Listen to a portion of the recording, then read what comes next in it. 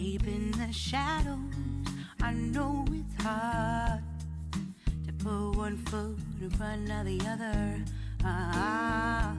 Hi guys, welcome and welcome back to my channel. My name is CeeChronicles and I post fragrance related content on this platform. Now, if you're new and you are not subscribed, please do kindly consider subscribing and joining the family. To those who are returning, thank you so much for their continued support. I have with me here mature fragrances, right? This was a video request from somebody who said, could you give us a group of fragrances that smell mature to your nose? Now, the category that made me choose is they are fragrances with an element of seriousness. They feel grown to my nose and stuff. I have a host of them in front of me to help you guys, say if you are already picking some fragrances for the festive season to purchase for your loved ones, or you just want to know how they vibe. And we're going to go straight to the very first one, guys, which is this one, Ophidian Mango Bliss. This is from the House of Paris Corner. Says Mango Bliss, but this is not your juicy, fruity, young at heart style of mango. This is a mango meets a fizzy ginger and a sourish lemon accord. There is the inclusion of the lemon note there that makes the mango interpret as green and unripened. And then there is, of course, some woods that come into the mix and some cypriol oil. So it then becomes a woody, grown, fruity style of fragrance that is not as pronounced, in the mango as the name sounds. So this is number one mature fruity scent on the lineup, Mango Bliss from the House of Paris Corner. The second one I thought to clue you up on, guys, is Picky Rose. I love Rose Prick, which is a fragrance that this one draws inspiration from. And if you know Rose Prick or use Rose Prick, you will know that yes, it is a rose scented fragrance, triple dose of rose actually, but there is a musky, powdery accord, that wraps this fragrance around, and some woody tone to it and some turmeric and stuff. So that gives it an element of some matureness in it. It is a grown style of rose to my nose. It is not off-putting. It is one that one can adapt to, say you are young, but it can come off as a little bit serious there. So that's why it made it onto this category, guys. From the House of Fragrance World is Picky Rose. And then we have this fragrance. I broke my friend's heart when I did say that this was my least favorite fragrance from Swiss Arabian, but the Middle Eastern fragrance houses, they keep giving them and giving them and giving them. The only reason I said it was my least favorite is not because I cannot wear it. I can wear this fragrance. Let me just wear it as my fragrance of the day, okay? Can wear this fragrance. It's exotic, it's fruity, it's different, it's got a Middle Eastern kick to it. It's got the spices there and it's got a lot going on. So it's one fragrance that if I didn't clue anybody up and they rushed and they purchased this, it might come off as a little bit strange, but it's nice. It has a fruity tone to it, a fruity wrap up to it, winter toned to my nose, and could very well be a perfect Christmas gift because it does give me, that, what you call it, that, the way the spices are mixed in here, I'm pretty sure there could be some cinnamon here. The way the spices are mixed in here kind of gives me, that Christmassy vibe in it there. So absolutely a recommendation there. Mature toned to my nose, though fruity, is going to be this one, Imperial Arabia from the House of Swiss Arabian. Next up is Gusta from the House of Maison Alhambra, drawing its inspiration from that Tiziana Trenzi Gumin. Now, this fragrance is here, guys, amongst the mature lot because it does smell mature to my nose. It is built around a spicy, woody DNA with a green, sappy birch tar that then makes this one immediately have that mature twist to it. This to me does not come across as a fun fragrance or an easy reach fragrance or a fragrance that you would expect thousands of compliments, because it is sophisticated. It is one of those fragrances that, feel like a suit and tie style of fragrance, like I'm a serious person type of fragrance. It doesn't have that come to me vibe, and it is also an acquired, I was just twisting the cap. It is also it's an acquired style of fragrance where if you gifted this one to a young person, they might not get it. Okay, so this one is certainly mature to my nose. If you're looking to purchase a fragrance that's going to be different for somebody who loves their fragrances not as common, then Gusta is certainly a fragrance to look out for. And there's a reason why I don't talk about it all the time, guys. It's simply because of its complexity. That's why. And then next up we have Pink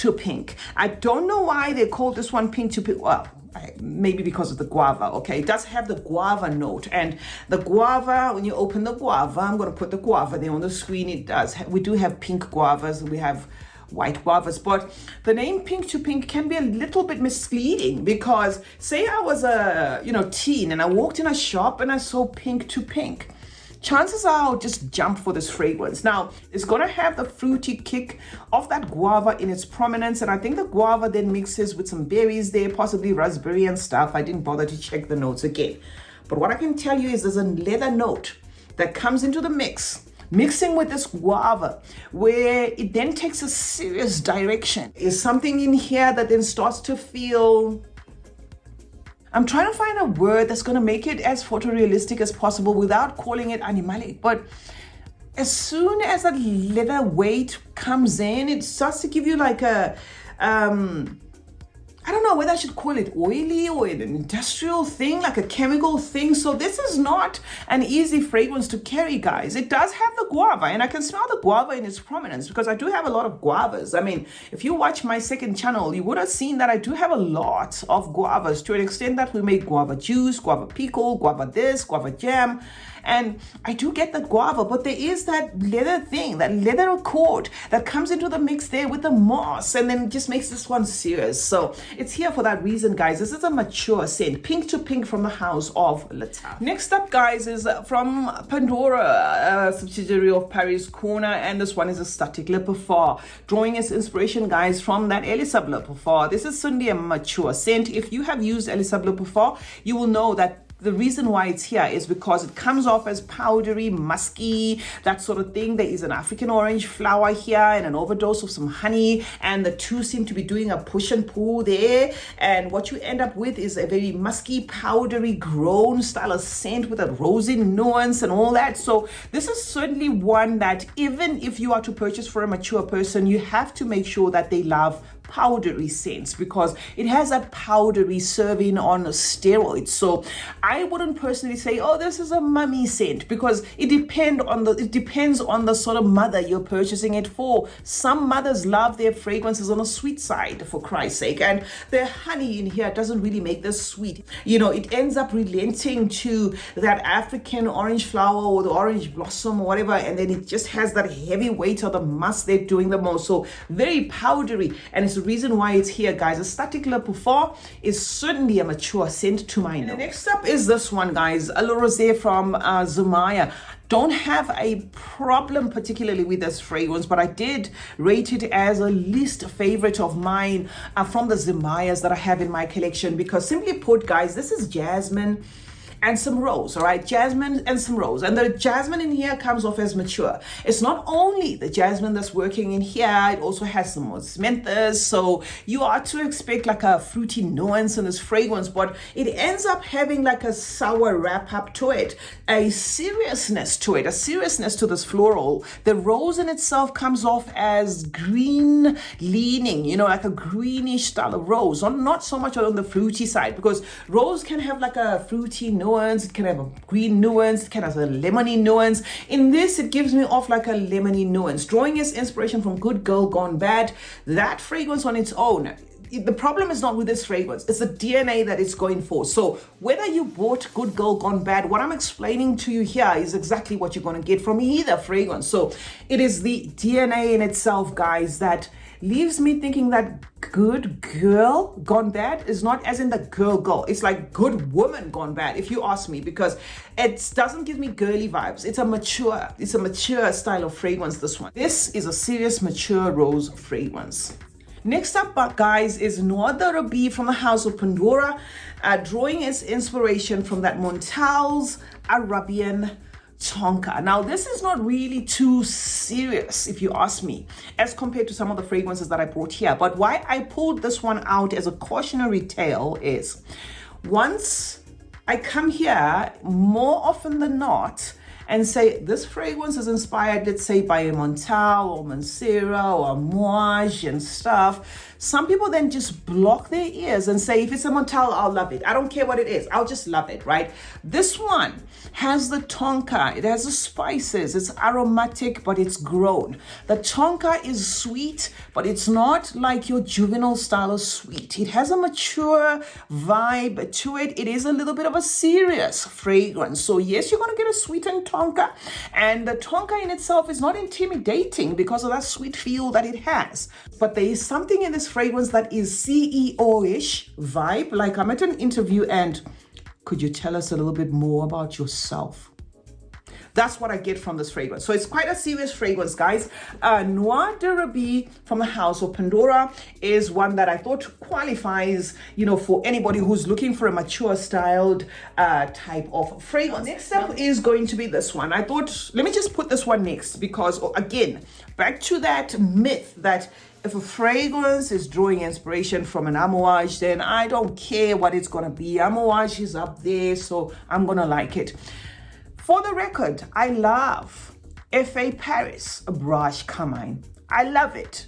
But guess what? I'm turning 44 next month. This is a mature fragrance. I'm not saying 44 is old. I am proudly 44 because age these days, guys, especially if you have hordes and hordes of ailments like myself, you will appreciate age. I always watch, Instagram sometimes and I see people saying, this one is old. Yeah, this one is giving auntie vibes. Oh, this one is whatever, grandma-ish and whatever. Guys, I wish there was a trophy for getting old because it's not easy. It's not easy, and I'm proudly turning 44 next month. And this scent here built around spices, woods, vetiver, dusty vetiver, a rosy feel is something that just tickles my fancy. I love this fragrance. I personally wouldn't gift this one, let's say, to my daughter because she would just find it too serious, but I personally love this one, and I love the fact that they did nail, that Crimson Rocks, which is what it's inspired by, but it's certainly on the mature side, not boring mature, not too pushy mature, not too pushy powdery as the aesthetic the parfum. All right, given a choice to choose one, I'd certainly choose this one. This one is, I love this one. There's nothing I can fault about it except just to say it is a mature toned, style of fragrance with a beast performance. Now the next one on the lineup, guys, is going to be Rouge, Velvet Rouge from the House of Fragrance World. And this I'm just keeping because I am just keeping. Draws its inspiration from that YSL private line, Rouge Velas, right? Let's just spray it again. Now this is patchouli on steroids. Miss Iris, Miss Pink Pepper, some florals there and a powdery wrap up to everything there. This one has a fruity nuance, but they did not write which fruit, but it could be cherry.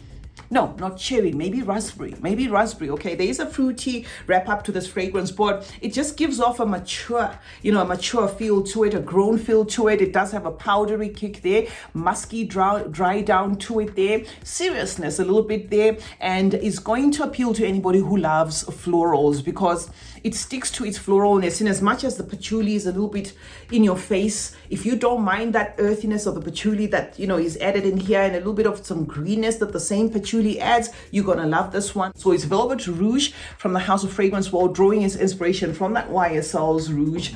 Cutlage's Fleur Oud is next one on the lineup here. Okay, so what I get from this one, guys, is florals, orange blossom, no oud, but a seriousness. Okay, this is, to my nose, a mature style of floral scent. It's now smelling a little bit different than it was in the beginning.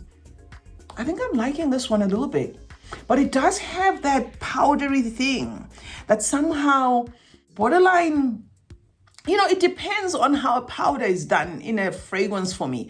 This is an orange blossom powderish feel meets a rose, and it's not that the rose is the one giving off the powder. I think it's an orange blossom.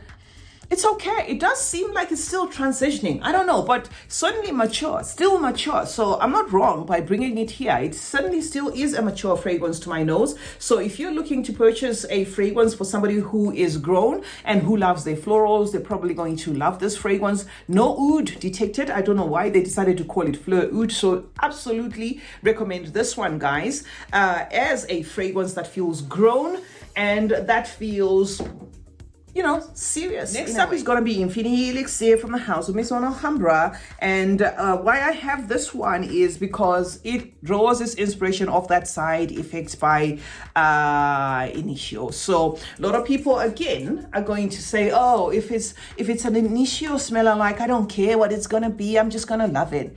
Yes, you're going to love this if you love your tobacco-y, leathery, boozy scents. It's got that rum note in it. It's mature, it's complex. This is not a fragrance that you're going to meet more than maybe 5 people smelling of in a crowded place, right? That's what I can say. So yeah, does draw its inspiration of that Side Effects, but it's one that gives off I like complex fragrances type of vibe on the boozy side, but not drunken boozy, but yes, definitely you get that rum accord and the woods and the spices, that sort of thing. So yes, one to purchase for somebody who's mature, or if you love grown scents, is going to be Infinity Elixir from the house of Maison Alhambra, which is the second from the last, and then I'm out of here, is going to be Red Tiffany. Red Tiffany is a fragrance, guys, that is simply complex. White and yellow florals you're going to get in this fragrance. Aldehydic, grown, right? I always give an example of fragrances done like the Chanel No. 5 without it being Chanel No. 5. And if you know, there's a reason why Chanel No. 5 is not making the rounds in the clone market, because that DNA is not for everybody. And that's what I get from this fragrance, right? It does have the florals there, the jasmine, the ylang, but the ylang in here doesn't give off that come to me type of style of feel that you sometimes get from ylang, where it can be creamy and all that. This gives off a serious floral, like a mature vintage floral, like one of the fragrances that's gonna last till the next couple of, I don't know, weeks or something like that. This is certainly value for money from the house of Afnan, because a little goes a long way, but this is not youthful by any means, shape or form. So this qualified for this mature list for anybody who wants a beast performing fragrance that is different. And don't let the Chanel No. 5 reference make you think this smells like Chanel No. 5. Nothing like Chanel No. 5, but I'm just saying it's done in such a non-crowd pleasing type of way where, if you know Chanel No. 5 is respected for the artistry in it, the fact that it's not trying to be liked. It's actually a fragrance that when you smell the first time, you're like, and then you're like, huh? And then you're like, I think I'm getting a shampoo-y thing here. Wait, is it turning powdery? Wait a minute, what's going on here? And then it has that thingy where it draws you in, where if you appreciate the artistry of fragrances done the old school type of way, then you get drawn to them. That's what I get, from Red Tiffany. And it is the last one on the lineup, guys. Thank you so much for joining me today. Those are the mature fragrances I thought to recommend to you. Let me know if you have any favorites from the ones I spoke about here, and drop some of the recommendations in the comment section below. Remember to turn on post notifications while you're at it. That way you get to be notified anytime I upload a video. Like and share this one. And remember that smelling good is a form of good manners. Cheers.